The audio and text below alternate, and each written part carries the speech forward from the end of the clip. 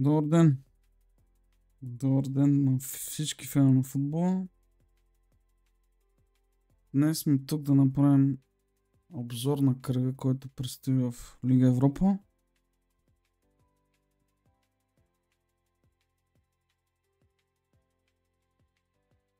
Ще има доста мачове. Да започваме.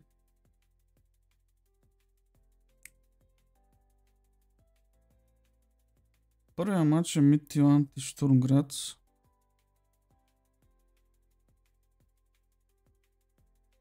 Според мен този матч е вариант за надголове. Палк са непредсказуеми. Имаше слухове, че Макаби ще бъдат извадени от евротурнирите. Както знаете, те са израелци. Знаем за войната.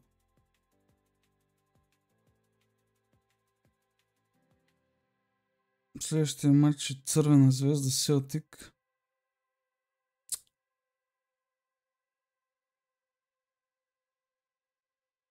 Сърбите са доста с балкански менталитет.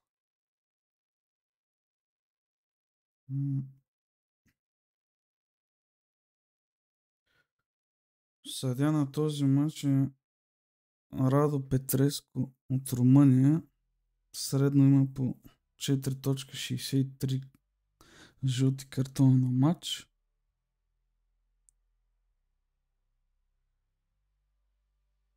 Не случайно казвам тези статистики. Ще се видите след малко защо.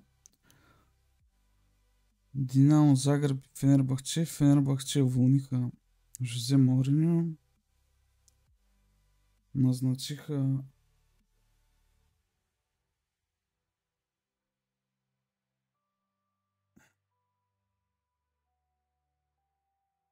Доменико Тедеско. Не толкова известно име. Пропускаме от този матч.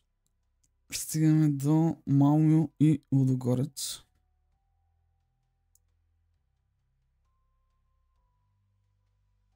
Лудогорец не са в най-добрата си форма. Лично аз не съм фен на португалски треньор в момента.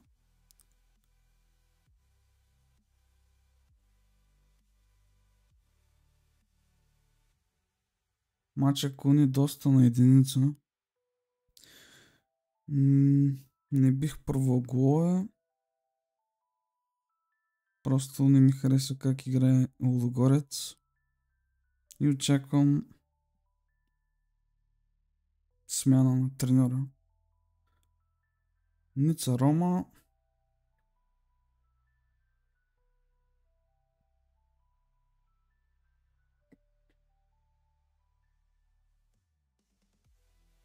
Препускаме ги. Реал Бетис и Форест. Очаквам голове тук. Стеко го играе с доста изнесена защита, както знаете. Бетис има доста добри нападатели. Подсилиха се това лято. Дойде Антони. Асенсио мисля, че взеха. Иско, ако не се лъжа, играе там Бетис. Форест също има добро нападение. Все предпоставки, извинете, за голове.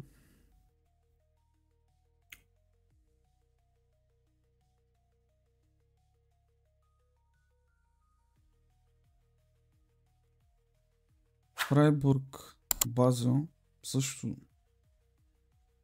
се очакват доста голове.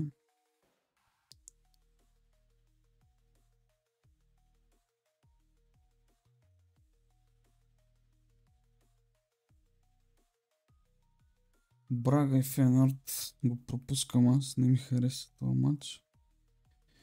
И стигаме до моите прогнози за сряда.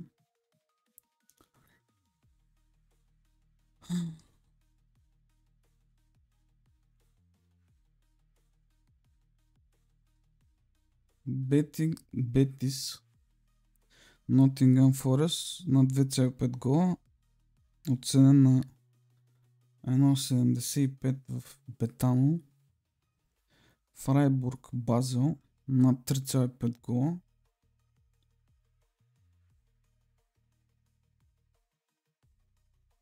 И третият ми избор е на 2,5 картона на Цървена звезда. Съдята го предразполага това. Има средно висока линия, 4.63 на матч. Знаем сърбите, балканския менталитет, кибритли, като нас, подобни.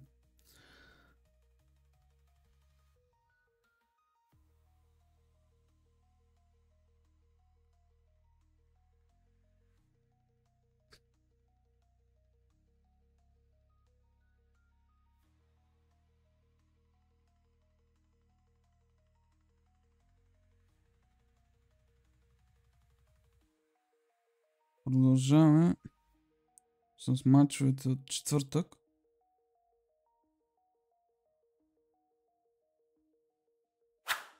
Не забравяйте да дадете subscribe на канала, ако ви харесва контента, който качваме. И това е най-ефтиният начин и безплатен по-скоро начин да ни помогнете. За което ви благодаря.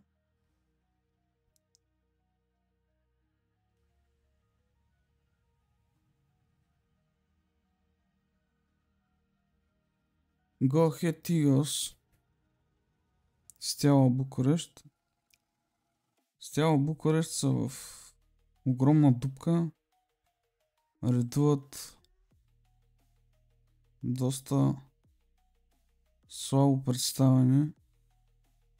Допускат доста често голове. Доколкото знам, имат и финансови проблеми. Лил Бран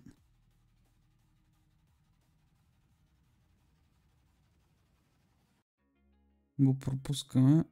Астън Вила за 5 кръга във висшата лига имат 1 гол, което е показателно. Не се намират в най-добрата си форма. Играят срещу италиански отбор. Очаквам да няма много голове. Следващия матч е Утрехт Лион.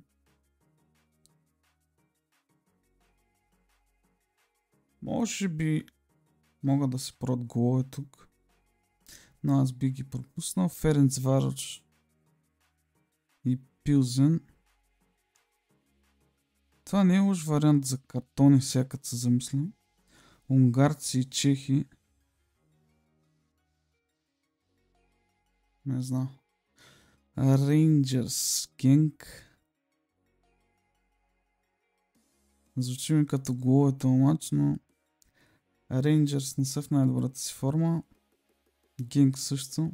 Би ги пропуснал. Залцбург Порто. Според мен този матч има голове. Штутгарт Селта. Също би трябвало да има доста голове. Янг Бойс Панатинайкос. Мязаме на единицата матч. Не ги следя Панатинайкос. Затова ги пропускаме.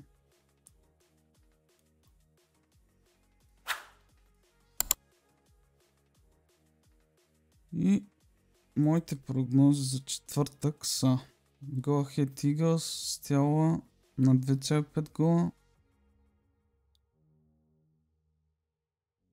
и Залцбург Порто на 2,5 гола също, 1,75.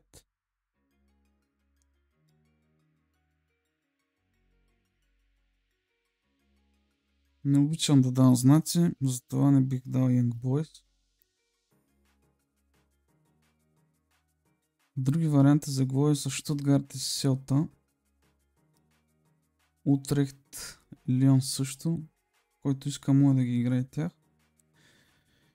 И да. Това ще бъде от Лига Европа.